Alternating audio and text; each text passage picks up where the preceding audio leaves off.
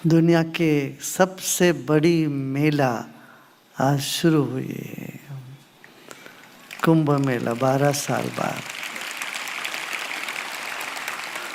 एक स्थान पर इतने करोड़ों श्रद्धालु एकत्रित हो रहे हैं और शांतिपूर्ण ढंग से सब आते हैं, त्रिवेणी संगम में नहाते हैं, प्रार्थना करते हैं और ये महसूस करके जाते हैं हमारा सब पाप धुल गया, हम शुद्ध हो गए।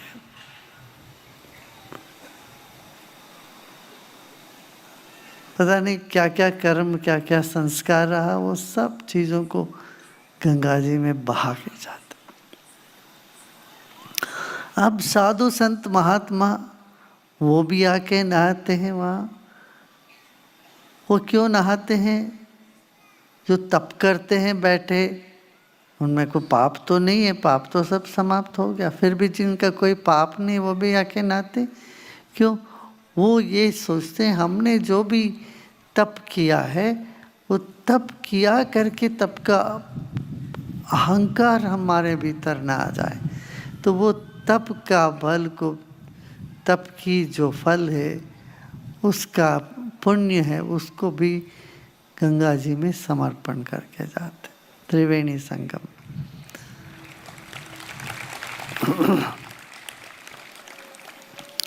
ये रिवाज आती चली आई है।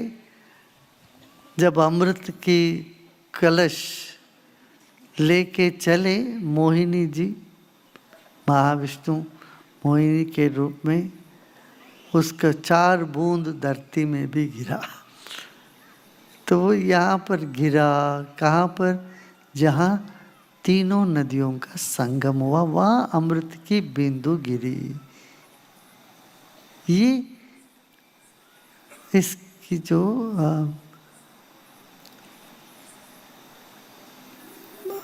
कहानी है, गाथा है, पौराणिक गाथा। इसमें गहराई में जाओ तो एक अर्थ खुलता है। अर्थ क्या है इसका? गंगा, जमुना और सरस्वती 3 नदी है। गंगा जी ज्ञान का प्रतीक है, यमुना जी प्रेम का प्रतीक है। सारा ज्ञान की चर्चा गंगा के तट पर हुआ है और रास लीला हुई है यमुना की तट पर। तो यमुना तो प्रेम या भक्ति की धारा है और सरस्वती जो प्रज्ञा, ज्ञान,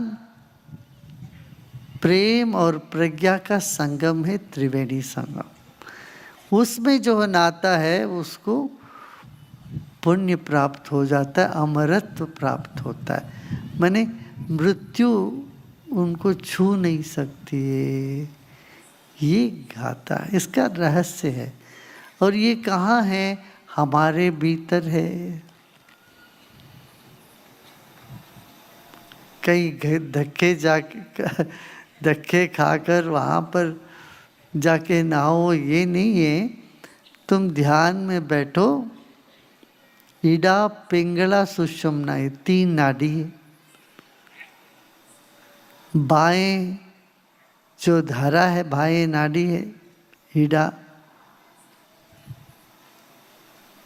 पिंगला, सुषुम्ना, ये गंगा, जमुना और सरस्वती है। और ये तीनों हमारे भीतर है और ये तीनों का संगम भ्रू मध्य में, भुवों के बीच में।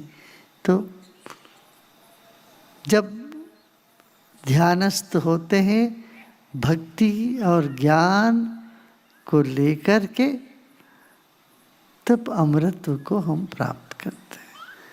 फिर लगता मैं शरीर नहीं हूँ, मैं तो चैतन्य हूँ, मैं निरंतर हूँ, मैं शाश्वत हूँ। इसका झलक मिलता है। आप लोग जब साधना करते हो यही तो महसूस होता है कि मैं शरीर नहीं हूँ, मैं तो चेतना हूँ। ये बड़ी मुख्य बात है।